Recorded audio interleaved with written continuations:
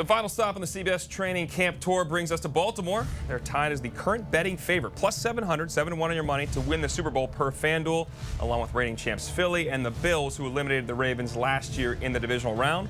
For more on camp, we go to Aditi Kinkabwala. It was hot, it was sticky, and we could certainly hear the thuds on the field behind us. Ravens head coach John Harbaugh called this a big practice for his team. The Ravens were in pads. They went through a lot of situational football, and despite temperatures in the upper 80s, the intensity remained high right through the end of the 2-hour session.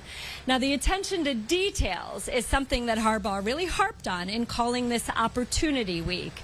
That was apparent, especially with the offense. We could see it in the way the receivers were running routes, and we could see it in the way the deep passing game was hitting.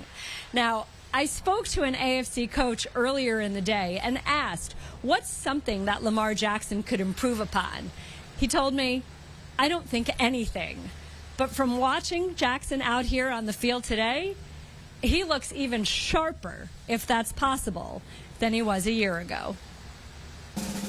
Thanks, Aditi. Yeah, that would be bananas, because these are his numbers last year in the regular season. First player in NFL history with 40 or more passing touchdowns and fewer than 5 interceptions. Remember, he was second in the MVP voting. But the real question is, can he replicate this in the postseason? That's what Ravens fans really want. And for that conversation, welcome in CBS Sports NFL analyst Bryant McFadden and Ryan Wilson. Fellas, great to see you again. I will say this, 3 guys with Pittsburgh ties. Let's be as objective as possible when discussing the Ravens. All right, we've got an MVP candidate quarterback, dominant running back, terrific run defense, but the glaring weakness last year was the pass defense. 30th. They reinforced that position, though. And B-Mac, we'll start with you as the former defensive back. Did they do enough in free agency in the draft?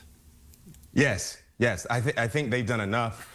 I think when you look at the talent that they have currently in the secondary, oh, by the way, all 5 members in the secondary are former first-round selections. When you include the most recent first-round pick in Malachi Starks, you have multiple All-Pros at some point in time in their career currently in the secondary. So one would think, fellas, yes, they've done more than enough to be able to have a dominant secondary. And when you look at the moves they've made, especially most recently, when you look at drafting Malachi Starks in the first round, being able to go get Jair Alexander, I think that was solely because of Jamar Chase. Remember what Jamar Chase did against the Baltimore Ravens in 2 opportunities a year ago? He totaled in those 2 ball games 457 yards, 5 touchdowns in 2 outings against the Baltimore Ravens. So if you're Baltimore, nah, not again, not on my watch, because you have to see Jamar Chase twice a year when you talk about divisional action. So, yes, I think they've done enough. We just got to see it put on display week in and week out. But when you look at the talent level, I think they have one of the best secondaries in the National Football League.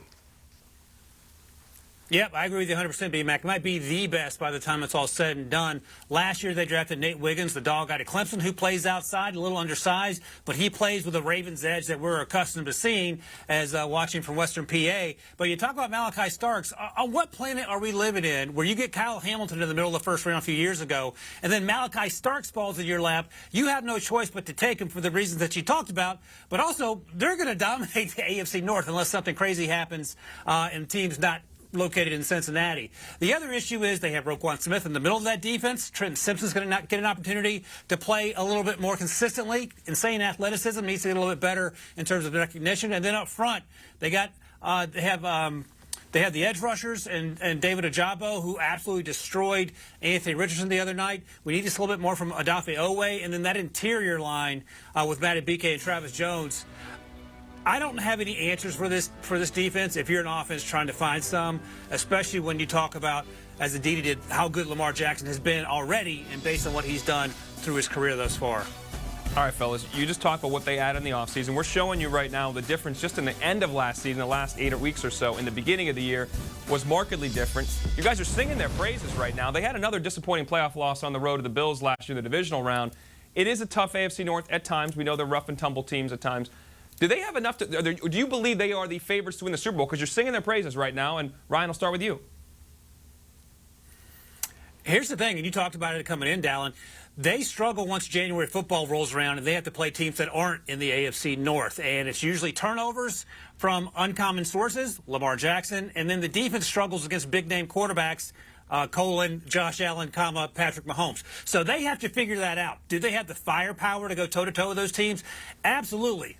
Three of the best drafts that we saw back in April and early May, B-Mac, were the Chiefs, the Bills, and the Ravens. And we just talked about what the Ravens have done in that secondary. So it's just a matter of getting over the mental hurdle of playing January football if you have to go on the road and do it, or even at home against the Buffalo Bills and Josh Allen, and, of course, Kansas City and Patrick Mahomes, because both those quarterbacks show up every single time there's a game in January.